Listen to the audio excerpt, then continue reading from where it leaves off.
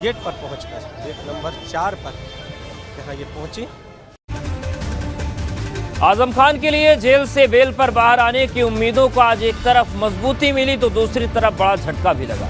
राहत की उम्मीदें सुप्रीम कोर्ट की एक टिप्पणी से जगी तो झटका रामपुर में उन्हें एक नए मामले में आरोपी बनाए जाने से लगा। इससे आजम के आगे सलाखों का ऐसा चक्रव्यूह बन गया है जिससे बाहर निकलना फिलहाल आसान नहीं लग रहा है।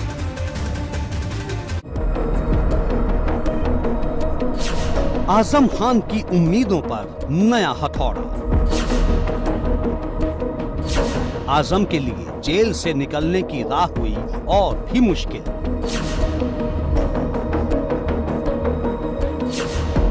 आजम को एक और मामले में बनाया गया आरोपी। फर्जी सर्टिफिकेट बनवाकर स्कूल की मान्यता लेने का आरोप। 19 मई को होगी कोर्ट में सुनवाई। भाजपा नेता आकाश सक्सेना की शिकायत पर बड़ा एक्शन। आजम के लिए उम्मीद के साथ झटके वाला दिन। सुप्रीम कोर्ट से मिला उम्मीदों का सहारा। सुप्रीम कोर्ट में जस्टिस B.R. गवई और जस्टिस L. नागेश्वर राव की बेंच ने साफ तौर पे कहा है कि आजम खान को 86 मामलों में जमानत मिल चुकी है। ऐसे में एक मामले में अब तक कोई फैसला नहीं हुआ है। ये कहीं न कहीं न्यायिक प्रक्रिया का माखौल बनाता है। रामपुर से आई झटके वाली खबर। तभी से ये बात कह रहे थे कि इसमें गलत विवेचना की गई है। विवेचक के द्वारा इसमें तथ्य को बहुत गहराई से नहीं देखा गया। आजम के आगे सलाखों का चक्रव्यूह। आजम खान के परिवार को पहले ये भरोसा था कि वो ईद पर जेल से बाहर आ जाएंगे।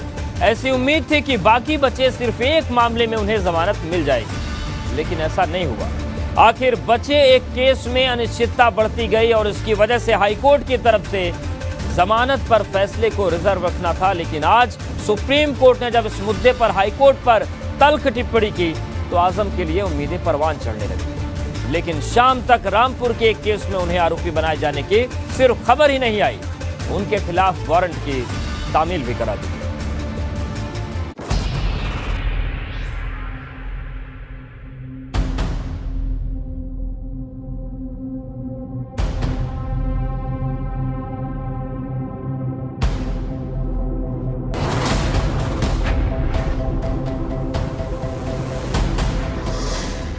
आरोपों के नए घेरे में आजम खान।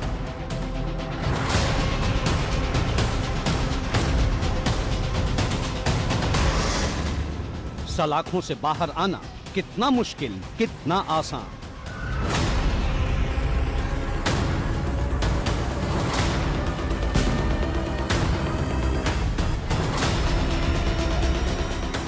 सुबह में आजम के लिए अच्छी खबर है। खबर दिल्ली से थी, जहां देश की सबसे बड़ी अदालत ने एक मामले में आजम की जमानत पर फैसले को 137 दिन से रिजर्व रखने को लेकर बेहद तल्ख टिप्पणी की।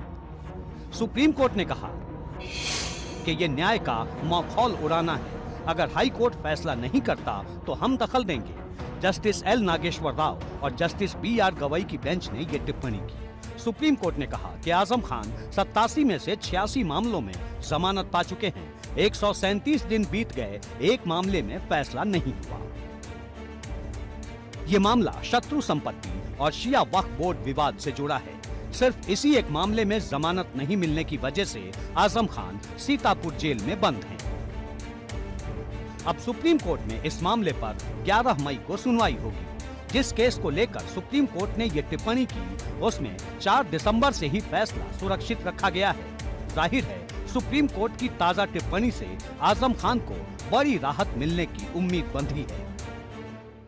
सुप्रीम कोर्ट में जस्टिस B.R. गवई और जस्टिस L. नागेश्वर राव की बेंच ने साफ तौर पे कहा है कि आजम खान को 86 मामलों में जमानत मिल चुकी है। ऐसे में एक मामले में अब तक कोई फैसला नहीं हुआ है। ये कहीं न कहीं न्यायिक प्रक्रिया का माखौल बनाता है। और 137 दिन बीत चुके हैं इस मामले में, अब तक कोई निर्णय नहीं हुआ है। जाहिर तौर से बात है कि उत्तर प्रदेश के सीतापुर जेल में पिछले कई महीनों से आजम खान बंद हैं और उनके खिलाफ कई मामले दर्ज हुए थे, जिनमें कई मामलों में उनको जमानत मिल चुकी है। तो वहीं इलाहाबाद हाई कोर्ट में अभी भी एक मामले में कोई निर्णय नहीं हुआ है। इसी को लेकर के सुप्रीम कोर्ट ने आज सख्त टिप्पणी जाहिर की है और साफ तौर पर यह कहा है कि अगर इलाहाबाद हाई कोर्ट निर्णय नहीं लेता है तो सुप्रीम कोर्ट इस पर कोई निर्णय लेगा और इसके लिए तारीख भी मुकर्रर कर दी है 11 मई को सुनवाई के लिए। अब जाहिर तौर से बात है कि अगर इलाहाबाद हाई कोर्ट 11 मई के पहले आजम खान के खिलाफ एक मामले में अगर कोई निर्णय नहीं लेता है तो सुप्रीम कोर्ट फिर 11 मई को इस पर सुनवाई करवाएगा और उसके बाद फिर जो भी दलील रखी जाएगी आजम खान के वकील की तरफ से उत्तर प्रदेश सरकार की ओर से, उसके बाद फिर सुप्रीम कोर्ट कोई अपना फैसला सुनाएगा।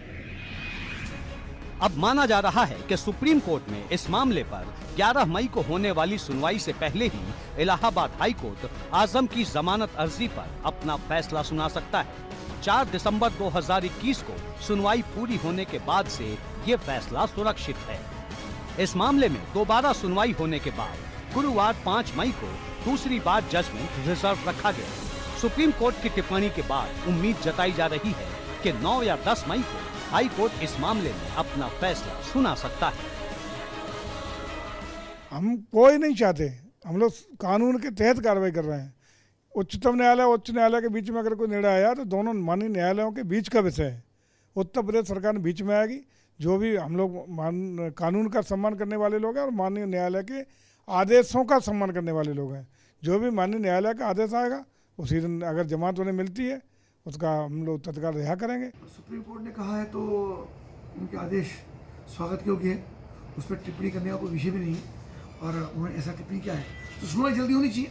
जो भी हमारे प्रधानमंत्री ने भी कहा है कि जो विषय होते हैं उन सब में जल्दी सुनवाई हो, जल्दी निस्तारण हो, कोर्ट में लंबी फाइलें पड़ी हो, चाहे आजम खान का विषय हो। एक तरफ आजम खान के लिए सुप्रीम कोर्ट से राहत भरी खबर आई तो दूसरी तरफ रामपुर से बुरी खबर आई। अब आजम खान को एक और मामले में आरोपी बना दिया गया है, यानी उन पर मुकदमे की तादाद एक और बढ़ गई है। मामला 2020 का है जब रामपुर कोतवाली में केस दर्ज करवाया गया था। मामला धारा 420 यानी धोखाधड़ी से जुड़ा है। पुलिस ने दोबारा जांच के बाद आजम खान को आरोपी बनाया है। आजम खान पर आरोप है कि उन्होंने रामपुर पब्लिक स्कूल की बिल्डिंग का फर्जी सर्टिफिकेट लगाकर मान्यता हासिल की थी। शुक्रवार को रामपुर की स्पेशल MP MLA कोर्ट से वीडियो कॉन्फ्रेंसिंग के जरिए जेल में आजम खान को इस केस के वारंट की भी तामील करा दी गई। इस मामले की सुनवाई 19 मई को होगी। हम तभी से ये बात कह रहे थे कि इसमें गलत विवेचना की गई है। विवेचक के द्वारा इसमें तथ्य को बहुत गहराई से नहीं देखा गया। इसमें जो नेशनल बिल्डिंग कोड का जो सर्टिफिकेट लगा हुआ है वो गलत है। अब जब उस मामले की दोबारा जांच हुई तो उस जांच में वो सही पाया गया कि जो नेशनल बिल्डिंग कोड का एक सर्टिफिकेट वो PWD के द्वारा जारी किया जाना चाहिए था। आजम ने अपने ही विभाग से जल निगम की एक शाखा होती है CNDS, उसके JE के द्वारा वो सर्टिफिकेट जारी किया गया। आजम पर यह नया आरोप लगने के बाद उनका जेल से बाहर आना मुश्किल हो गया है। अब सबकी नजर इन दोनों ही मामलों में अगली सुनवाई पर टिकी है। आजम खान को इसका सबसे ज्यादा इंतजार होगा। ABP गंगा के लिए ब्यूरो रिपोर्ट।